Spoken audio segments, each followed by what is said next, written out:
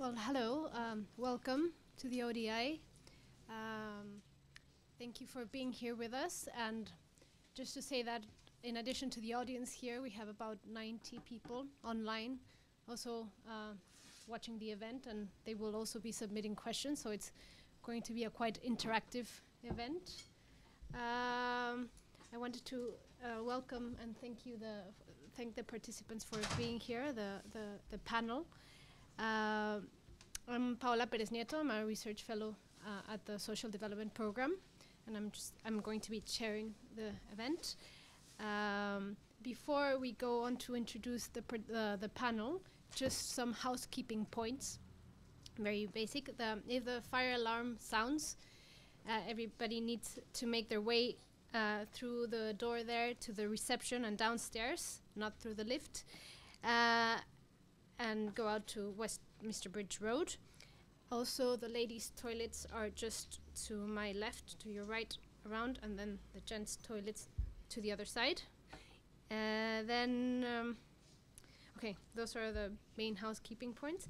And then, now going to the theme of the presentation today. It's a mainstreaming marginalized knowledge into development policy processes. So this event today seeks to discuss strategies for mainstreaming marginalized sources of knowledge, including from children, women, and marginalized communities, into international development.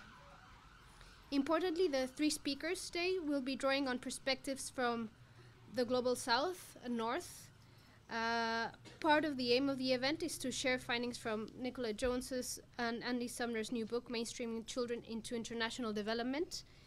However, it is also an opportunity to bring together leading scholars in the field to discuss some of the challenges entailed in raising the profile of too often hidden voices in the knowledge development policy interface. Information on this book is available outside, around the corner on the publications table. Today we will have three presentations. We will start with Dr. Nicola Jones, followed by Chris de Newborg, and I will introduce them and tell you a bit more about them before they speak. He's from the Innocenti Research Center in Florence. Then thirdly, we will have Valerie Brown, who's an emeritus professor at the Australian National University. She has recorded her presentation, and she will which will be shown on the screens. And then this will be followed by a brief discussion led by Lata Narayanaswamy, sorry. And she will be discussing and open up the floor for discussions and comments. Each presenter will talk for about 10 to 12 minutes. And then at the end, we'll have about half an hour for discussions and questions, including from people online. So we will start with Nicola Jones. She's a research fellow in the Social Development Program at ODI, and she's also head of the program of research on knowledge, policy, and power. She coordinates the ODI gender theme. She has a particular interest in social and poverty reduction policies and their impact on gender and generational relations, and works closely with the ODI on social protection. She will discuss the findings from her new book with Andy Sumner, as I said before, at IDS. The name of the book is Child Poverty, Evidence and Policy, Mainstreaming Children into International Development, and it's from the Policy Press. Drawing on findings from South Asia, Sub-Saharan Africa, and Latin America. If you need more information from the book, as I just said before, it will be outside. Great. Nicola. Thanks very much, Paola. So what I'd like to do today is just to very briefly present some of the findings from our new book that I've co-authored with Andy Sumner. And what this book really tries to do is to bring together a range of different insights, primary research and secondary analysis, looking at how both expert and experiential knowledge about child well-being can be better mainstreamed into international development policy processes. So what I'd like to do in this presentation is to begin with a quick snapshot of progress and challenges in terms of integrating knowledge about children into development debates, and then I move on to present our conceptual framework, which draws on insights from a range of literatures, so from human well-being, child poverty and rights, to evidence-based policy, knowledge translation, and knowledge brokering. The third part of the presentation will present a brief overview of some regional differences in the linkages between knowledge about child poverty and development policy dialogues. And then finally, I'll highlight some of our main conclusions and policy and practice implications. So if we look at the status quo of mainstreaming children in international development, I think what we can see that is over the last 20 years, there's been considerable progress in raising the profile of child poverty as an urgent policy challenge in international development. So we had the ratification of the the United Nations Convention on the Rights of the Child in 1989, and then the inclusion of multiple child-related indicators in the Millennium Development Goals. And these have both been pivotal in raising this profile. And at the same time, we've also seen a burgeoning array of efforts to collect and use child-specific data and research. So this includes, for example, UNICEF's multi-indicator cluster data sets, the DFID-funded Young Lives Longitudinal Child Poverty Study, and child-sensitive budget monitoring efforts, to name a few. Despite this, as research by ODI and others have highlighted, children still remain really poorly integrated within donor situation analyses and policy strategies. And at the national level, while governments are obliged to report on progress vis-a-vis the UNCRC and the MDGs, systematic integration of child poverty concerns, international development and poverty reduction strategies remains really quite limited. And this is especially the case with issues of child protection from abuse, exploitation and neglect, as well as child participation. So in short, what our book tries to do is to highlight the disconnect between a growing and increasingly robust body of knowledge on child poverty and well-being in developing countries on the one hand, and then its uptake in development policy processes on the other. So the conceptual framework that we use is as follows.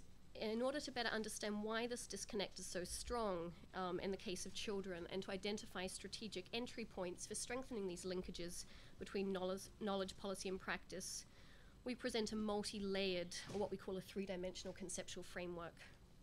So in the first quadrant at the bottom left, we discuss a three-dimensional approach to understanding child poverty and well-being, which draws on recent literature on human well-being, which emphasizes not just material aspects, but also subjective and relational dimensions. Second, we stress the need for knowledge generation processes, which combine not only quantitative and qualitative methods, but also participatory approaches, which will help to make children more visible and also reflect their vision or understanding of well-being and their voices or views on how these problems might be addressed. So the third quadrant that we look at, borrowing from power analysis theory, emphasizes that evidence or knowledge production is never a neutral or value-free process, and it's instead strongly shaped by power relations, whether they're material, discursive, or institutional. And then finally, to understand how knowledge is reflected or not in the policy process, we synthesize across a range of theoretical frameworks about the knowledge policy interface and highlight the importance of three clusters of factors. So the political and policy context, actors and actor networks, and ideas or policy narratives. And our central argument that runs throughout the book is that by routinely approaching our advocacy or policy engagement strategies with an understanding of these four aspects, then synergies between knowledge and policy on child well-being could be significantly improved. So if we begin with the first dimension of our conceptual framework, what we call 3D well-being, this takes as its starting point that child poverty and well-being are quite distinct from adult experiences of poverty and vulnerability, and examines what resources a child has, what a child can achieve with those resources within a particular socio-cultural context, and in the meaning that children give to those goals they achieve and the processes in which they engage. So this approach aims to give children a central place in analysis and encourages a positive perspective on children and development by avoiding labeling certain categories of children as poor, and thus applying the stigma that accompanies labels of inferiority. So it also explicitly goes beyond material dimensions of well-being, such as education, health, and nutrition, which are obviously very important, but they only provide a partial picture of children's experiences. So it also integrates relational indicators, for example, children's participation in community decisions about their lives, or the extent to which children are protected within their families or communities from violence, abuse, and neglect. And it also looks at subjective indicators, so measures related to child psychological and emotional development. And within this, we emphasize the interdependence of these three dimensions and the way that they co-evolve over the course of childhood. The second dimension of the framework relates to the importance of investing in evidence or knowledge generation that's able to capture the richness of this type of three-dimensional approach. So we point out that this requires methodological innovation on a number of levels. Firstly, scholars in the field are able to learn a lot from what has been dubbed the Q-squared approach to poverty analysis, which refers to mixing methods, either at the data collection or data analysis stages, either sequentially or simultaneously. But given that all too frequently children's voices are invisible in development, it also requires the further layering in of participatory approaches and research techniques. And thirdly, it necessitates greater attention to frameworks that are able to generate insights into intra-household dynamics, child-community relations, and then perhaps most challenging of all, linkages between macro policy shifts and children's micro-level realities. So the policy process literature on which we draw is very substantial and has undergone an evolution from an emphasis on rational linear models of the policy process in the 1950s and 60s to what are often termed second-generation models in the 1980s, which pay much greater attention to power relations and then the iterative nature of policy process and policy spaces. But against this backdrop, as many of you are familiar, in the 1990s, the evidence-based policymaking movement emerged as a reaction against the ideology and value-driven politics in the Anglo-Saxon world. So essentially, it was a reaction against the politics of Reagan and Thatcher. And it constituted an important factor in helping to rebalance the pendulum that had swung too far away from valuing the importance of technical expertise in the policy process. However, while this evidence-based policy movement has made an important contribution, it's increasingly recognized that, as I said before, evidence is never a neutral concept. Rather, knowledge production is embedded within a set of power relations between knowledge producers and users, and this is particularly the case with child well-being. Children are often both invisible in mainstream evidence production, as well as excluded from conventional policy spaces. So in the book, we adopt a synthesis approach that embraces multiple and interlocking understandings of power and considers these three sets of factors. So policy ideas and narratives, policy actors and networks, and policy contexts and institutions. So if we start with the first one, policy ideas and narratives, these can play a really powerful role in shaping the acceptability of some forms of knowledge while silencing others. So we need to think really carefully about how we synthesize and frame or package new and existing knowledge about child well-being for different policy practitioner or lay audiences. We need to approach the construction of these policy narratives as a strategic choice so we can have maximum impact. And some approaches that we outline include the following. So firstly, investing in innovative strategies to dismantle dominant paradigms. And a big one that a number of us have been working on is trying to dismantle the assumption that children will automatically benefit from broader poverty reduction interventions targeted at the household level. A second possibility is applying what we call frame extension to promote quick buy-in from different audiences. So for example, drawing on the language of mainstreaming from gender mainstreaming literature to convey the notion that children should not just be relegated to a special department or ministry, but actually we need to consider children and children's needs in all sectoral and macro policy processes. Or perhaps, by the same token, we could borrow from pro-poor budgeting discourses to call for child-sensitive budgeting so that child well-being is reflected in budget decision-making. And then a third key policy narrative approach that we talk about is to challenge the invisibility of children in policy debates by investing in triangulating knowledge about children from a wide variety of sources.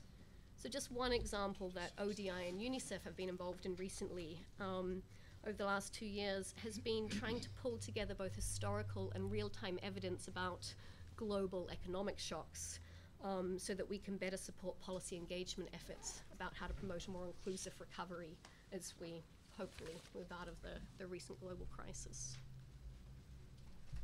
The second cluster of factors that we look at involves actors and actor networks. And we highlight that forging alliances among a broad array of governmental and non-governmental actors working in different locations of the knowledge policy interface are key to ensure that new ideas have a chance of policy uptake.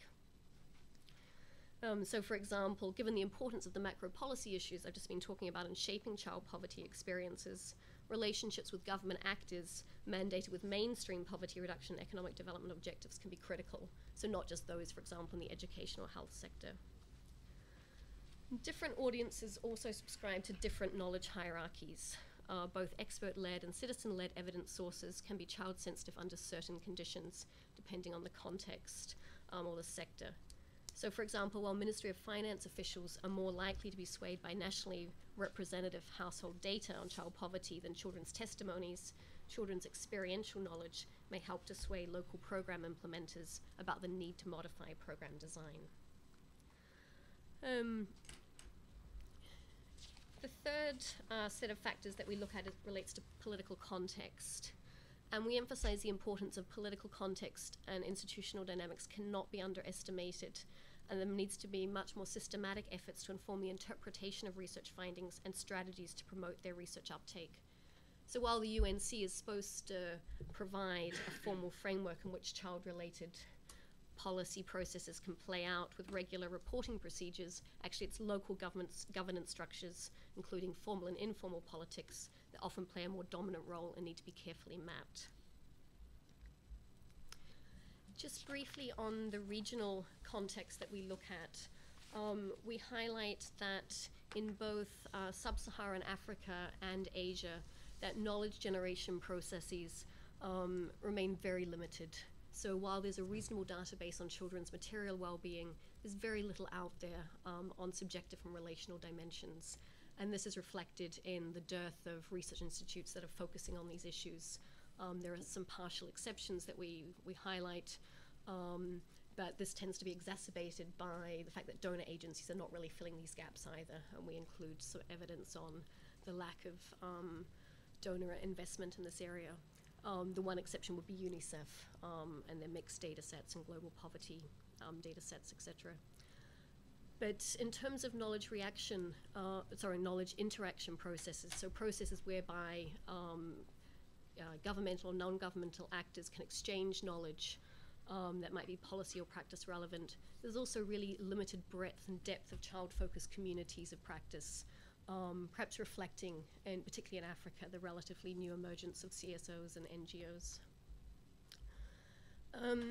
We find that in Latin America, the knowledge generation process is much more extensive. There are a lot more local initiatives looking at child poverty issues with a number of dedicated research institutes. And the media there has been particularly important in helping to raise the profile of these issues. And this is reflected, for example, in an important region-wide child-focused media network, ANDI, which focuses on child-sensitive journalism and media monitoring efforts. I'm aware that I'm out of time, so I'll move through to the conclusions. We highlight that there are at least 4 key things that can be done to try and strengthen the knowledge policy interface around child well-being in developing countries. And on the one hand, we think there's a considerable amount to be optimistic about in terms of emerging efforts to strengthen these linkages, but there's also urgent attention needed in these 4 areas.